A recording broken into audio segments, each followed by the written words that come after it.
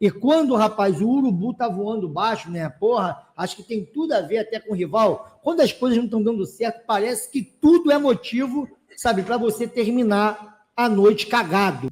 Netflu torce contra. Bando de corneteiros. Arranca aqui, ó. Vou embora essa porra aqui. Sai aí.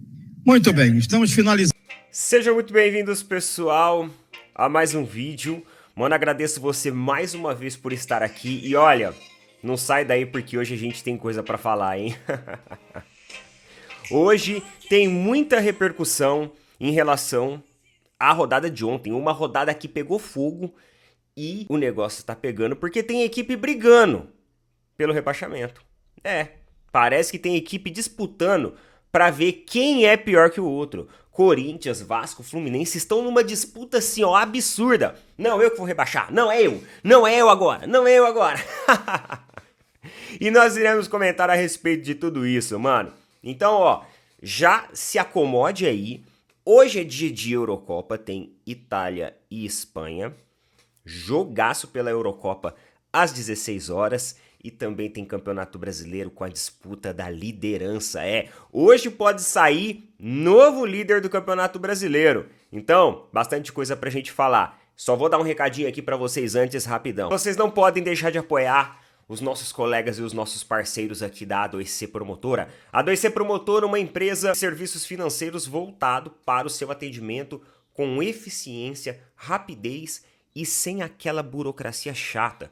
Sabe aquela burocracia chata, mano, de banco? Então, além deles serem representantes direto dos bancos, então tudo regularizado, tudo regulamentado, eles não têm essa burocracia. Eles funcionam de feriados, finais de semana, estão sempre aí para atender você. Estou colocando um link fixado nos comentários e se você estiver precisando ali, ó, de antecipação de fundo de garantia, empréstimos consignados, entre outros serviços, ó, que estou colocando aqui, está disponível lá para você, vocês podem falar com o pessoal, eu tenho certeza que você vai ter um atendimento especial, fala que veio pelo Opina Porco e, mano, você vai gostar muito. Tenho recebido um feedback maravilhoso, então tem muitas ferramentas práticas para vocês, serviços ofertados lá. A2C Promotora, pessoal, tamo junto. E por falar, vocês viram aí no comecinho que eu coloquei lá a reação do torcedor do Fluminense puto da vida.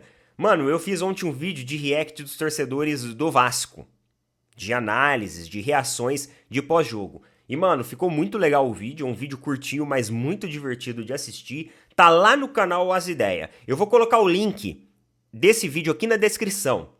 Aí depois você assiste, mano. Fica aqui com a gente agora. Depois clica aí na descrição e vai assistir o vídeo lá, mano. Eu tenho certeza que você vai gostar, porque ficou muito legal e muito divertido aquele vídeo. Eu queria agradecer quem entrou ontem lá na live que a gente fez, lá no Insta. Ó, pra quem não sabe, lá no Insta, agora a gente vai fazer lives de bate-papo. Teve um pessoal que entrou ontem, interagiu com a gente. Mano, conversamos sobre futebol. Falamos de Flamengo, falamos de Palmeiras, falamos de zona de rebaixamento, falamos ali das polêmicas do John Textor, enfim, falamos várias e várias coisas. Foi muito legal o nosso bate-papo e eu vou estar fazendo outros lá no Instagram. Então quero fazer para interagir com a galera. Muita gente manda mensagem lá no privado, então eu decidi fazer essa live porque, cara, em tempo real, no tete a tete ali, ó, a gente pode trocar ideia, a gente pode fazer um debate saudável lá. E ontem foi muito divertido e agradeço por todo mundo que acessou. Lembrando, para quem quiser acessar, olha aí, ó,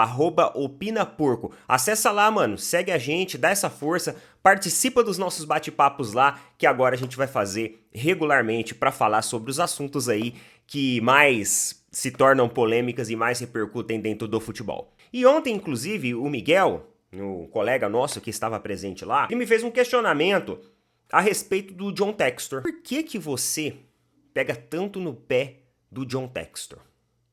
Você não acha que o John Textor, ele quer fazer o bem pro futebol brasileiro? Você não acha que a argumentação dele de abrir uma investigação, de trazer ferramentas que auxiliem num melhor diagnóstico de possíveis manipulações, você acha que isso não é benéfico para o futebol brasileiro? Eu falei a minha resposta para ele ontem, e aí eu achei o argumento dele interessante e resolvi trazer aqui para a gente expor aqui também. Eu acredito sim que nós temos algumas ações que podemos fazer em conjunto para tornar a arbitragem melhor, para tornar o futebol mais justo, para evitar interferências externas, certo? De esquemas aí de manipulação, etc e etc. Só que o que o John Textor fez não foi promover um debate, uma discussão. O que o John Textor fez foi trazer acusações sem mesmo ter provas concretas disso. A forma como ele colocou isso, ele jogou isso no ventilador, é muito desrespeitosa, principalmente com o Palmeiras. Porque ele chamou o Palmeiras de campeão indigno. Você pode colocar aí no Google. Você pode dar uma olhada, pode pesquisar. Ele chamou o Palmeiras de campeão brasileiro de 2023 indigno.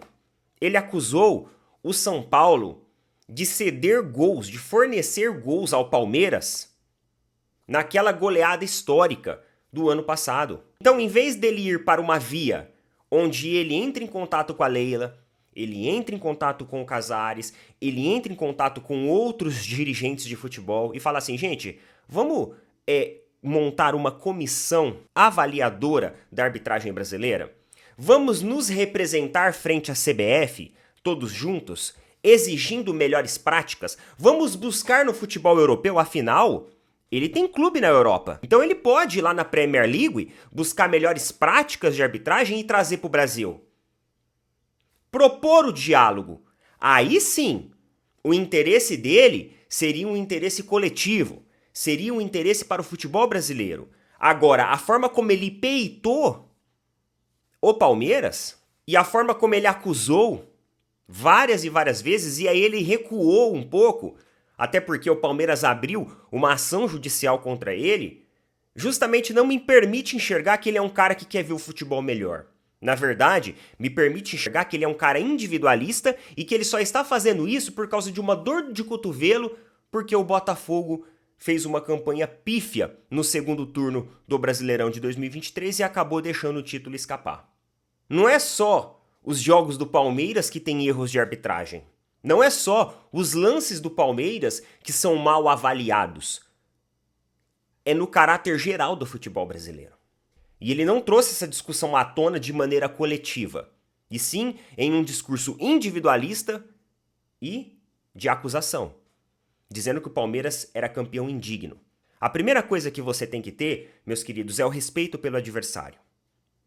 Em nenhum momento eu menosprezei o título da Libertadores de 2023 pelo Fluminense. Em nenhum momento eu menosprezei as conquistas de rivais como o Flamengo, que sempre aí está também ganhando no futebol brasileiro títulos. Eu nunca menosprezei os nossos rivais pelas suas conquistas. Eu não menosprezei o São Paulo na Supercopa, muito pelo contrário, eu critiquei o Palmeiras.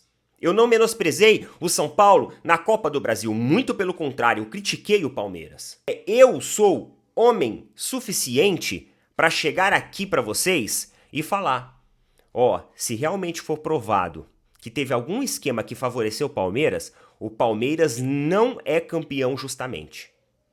Mas não tem nada provado. A ferramenta dele não provou nada até agora. E ele já saiu acusando. E ele já saiu falando groselha. Então, é por isso que eu não concordo com o John Textor. É por isso que... Cara, é até engraçado, tá? A questão do John Textor, eu brinco. O pessoal viu lá no Instagram. Eu brinco. Porque, cara, agora eu tô achando até engraçada essa situação. Porque a melhor resposta que o Palmeiras pode trazer pro John Textor não é nem nos tribunais. Não é nem nos tribunais. É na Libertadores. Foi até bom nós pegarmos o Botafogo. Porque o Palmeiras pode utilizar isso como um combustível para que ele acorde, para que a equipe acorde e vá lá e elimine o Botafogo. Obviamente que pode perder também. E se perder, pode ter certeza que eu vou vir aqui e eu vou cobrar o Palmeiras. Eu não vou desmerecer o Botafogo. Acho necessária essa reflexão nossa aqui, porque pode ser a dúvida de outras pessoas também. Pô, Neto, mas por que você pega tanto no pé? Por que você, fica toda vez sendo irônico com o John Textor e tudo mais? É por causa disso. É por causa disso. Porque se ele fosse um cara realmente equilibrado nas análises dele, nas frases dele, na forma de abordagem dele, vocês podem ter certeza que eu seria o primeiro a levantar a bandeira em favor de tudo isso que ele está fazendo. Mas, na verdade, tudo isso que ele está fazendo é apenas uma maneira hollywoodiana de criar um vilão, que é o Palmeiras, né? de criar um sistema que favorece o vilão, que seria a CBF, e ele é o grande mocinho e herói da história que veio para salvar o Brasil e o futebol brasileiro das garras aí de toda essa malignidade que seria os vilões dessa história. Então, é um discurso hollywoodiano, barato, que sinceramente não me convence. Mas, se sair alguma coisa que provar que realmente houve manipulação, vocês podem ter certeza que eu sou o primeiro a fazer o vídeo e expor aqui, que eu não tenho receio de expor as minhas opiniões, nem falar sobre pautas ali que de repente vai desfavorecer de certa forma o Palmeiras. Mas vamos lá então, pessoal, hoje dia de rodada, uma rodada extremamente importante, uma rodada do Campeonato Brasileiro que pode definir o novo líder. Então vamos lá. Primeiro lugar, o Botafogo se manteve em primeiro lugar com 20 pontos. Hoje o Botafogo ele pode ser ultrapassado. Ele pode ver o Flamengo ultrapassar, chegando em 21 pontos, caso vença o Bahia. E ele também pode ver o Bahia ultrapassar, caso vença o Flamengo. E também ele pode ver o Palmeiras. O Palmeiras pode ultrapassar dependendo do saldo de gols. Então o Palmeiras pode ser líder hoje por uma questão de saldo de gols. Se o Palmeiras vencer e fizer um placar amplo lá, o Palmeiras vai passar o Botafogo. E vamos falar sobre as escalações? Bem, o Palmeiras ele chega com uma escalação bem conservadora. O Everton no gol, Murilo, Naves, Marcos Rocha, Piquerez, Aníbal, Zé Rafael, Rafael Veiga, Estevão e Rony. A diferença agora é que provavelmente o Caio Paulista entre no lugar ali do Lázaro. O Lázaro ele acabou sofrendo uma lesão, lamentavelmente. Vai ficar umas semanas fora aí, mas assim, não é uma lesão extensa nem nada. É uma lesão ali que vai de 4, 5, 6 semanas para se recuperar. Talvez ali uma semana a mais, uma a menos. Então vai depender claramente da avaliação do paciente. E aí o Caio Paulista é bem provável que entre no lugar, porque afinal o Abel adora dobrar um lateral. Então, obviamente, que ele vai colocar um lateral para fazer a função de ponta. Se bem que o Caio Paulista, ele era ponta no Fluminense, né? Quando ele foi do Fluminense. Nossa, por falar em Fluminense, hein? Calma, a gente já vai chegar lá. Mas ele era ponta lá. Aí ele foi pro São Paulo e aí ele foi adaptado como lateral no time do São Paulo. E na escalação, ô Neto, lá do Flamengo e Bahia. Vamos ver então a escalação do Flamengo como vai estar? Provável escalação, tá bom? Rossi, Wesley, Davi Luiz, Léo Pereira, Ayrton Lucas, Léo Ortiz, Gerson, Lohan, Luiz Araújo, Everton, Cebolinha e Pedro. Então, mais uma vez, o Léo Ortiz ele vai entrar naquela função de volância, que é justamente, eu falo pra vocês, eu não gostei da atuação dele como um volante, porque eu achei que ele ficou muito devagar, muito pesado. Ele não deu ele não trabalhou rapidamente, com agilidade, os espaços de transição. Ele foi um jogador que ele realmente ficou com uma mobilidade lá muito limitada. Talvez por uma questão física, talvez por uma questão de adaptação a esse posicionamento diferente. Talvez, pode ser que sim. Mas é bem provável, aqui é a escalação provável, galera. Lembrando que pode trocar essa escalação. E venha como volante novamente. E agora vamos aos fatos. A tabela do Brasileirão, vamos lá para baixo, tá bom? Vamos lá, vamos descer. Vem comigo. Olha isso. 16º colocado, na beiradinha do rebaixamento. Ali, ó. Ali, no períneo do rebaixamento. Vasco da Gama. 17º, já na zona de rebaixamento. Esses daí já estão lá já. Esses aí já foram para lá. Corinthians, Grêmio, Vitória e Fluminense. E, mano, ontem, lá na live do Instagram... Mano, a live do Instagram foi muito top ontem, cara. Os caras compartilharam lá. Neto, qual que é o seu palpite pro Z4? Eu fiquei meio assim, né? Eu falei assim, não sei, tal. E aí os caras colocaram, ó, acho que vai ser Vasco, Fluminense, Vitória e Corinthians. Mano, você já pensou se cai o Vasco, o Fluminense, Vitória e Corinthians? Vocês têm ideia que a Série B, no ano que vem, vai ter bastante audiência? Mas o Corinthians, eles estão negociando os direitos de imagem, talvez, quem sabe, pro ano que vem e pra uma Série B. E eu vou falar pra você uma coisa, puxando esse gancho agora e já falando. Neto, quem que você acha que você vê mais provável pra sair da Série B? Pra sair da Série B, né? Pra sair da zona de rebaixamento. Se o Corinthians não mudar a gestão técnica, eu tô falando de técnico, tá? Eu tô falando de técnico. O Corinthians corre sério risco de cair. Estão brincando. Ó, pra você ter uma ideia, os últimos 5 jogos do Corinthians, perdeu 3 e empatou 2. Os caras estão brincando com o Z4. E você não pode brincar com o Z4. Técnico de Série B, o Corinthians já tem. É por isso que eu falo pra vocês. Se o Corinthians não mudar a gestão técnica, porque assim, a coletiva do técnico do Corinthians ontem foi uma coletiva do tipo assim, ó, essa pica aí não é mais minha não. Ele falou que ele só pode mudar coisas com a qual ele está no controle. Ah, espera aí, queridão, você não tá no controle técnico e tático da sua equipe? Galera, os jogadores do Corinthians não são ruins. Não são ruins, não. Se você pegar a escalação do Corinthians, não é assim. Aqueles jogadores que, meu Deus do céu, vamos ser campeão de tudo. Mas também não é jogadores para você justificar um rebaixamento. Agora, quando você olha o Vasco é um caos. O Vasco é um caos na gestão, o Vasco é um caos na SAF, o Vasco é um caos técnico, o Vasco é um caos em campo, é um caos em todos os sentidos. A situação do Vasco, eu acho que é a pior delas. Porque eu vejo assim, o Corinthians precisa de poucos ajustes para se livrar. O Fluminense precisa cair a ficha. Precisa cair a ficha que 2023 passou. Precisa cair a ficha que o Fluminense não é mais aquele mesmo time que era antes. Então tá na hora da ficha dos caras cair. E quem tem que se convencer disso é o Diniz, que em cima ali da sua prepotência e da sua arrogância, ele vem dando cacetada em todo mundo nas coletivas. Mas ele tem que desconfiar que, meu amigo, a água bateu na bunda. Na verdade, a água já passou até da cintura pro time do Fluminense. Porque das últimas 5 rodadas, o Fluminense perdeu 4 de times ridículos e empatou 1. E o próximo jogo é contra o Flamengo no Maracanã. E aí? É o jogo que pode derrubar o Diniz do comando técnico do Fluminense. É o jogo da vida pro Diniz. Se o Diniz chegar no domingo com mando de campo e perder do Flamengo, vocês podem ter certeza que alguns minutos depois o Diniz cai.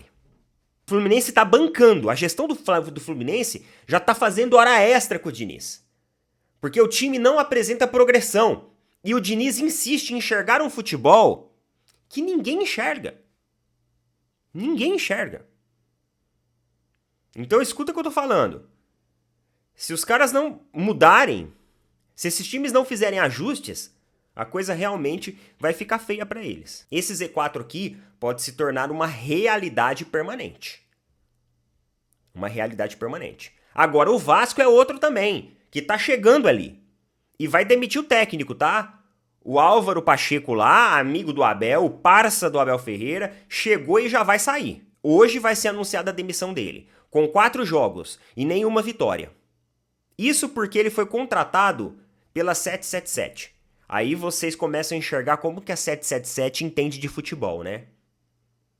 Como que a 777 entende de futebol. Obviamente que eu tô sendo irônico. O Vasco tá um caos, em todos os sentidos. E o Vasco não é um ou outro ajuste que precisa. É um ajuste 360. É um reset. É uma mudança. E talvez essa mudança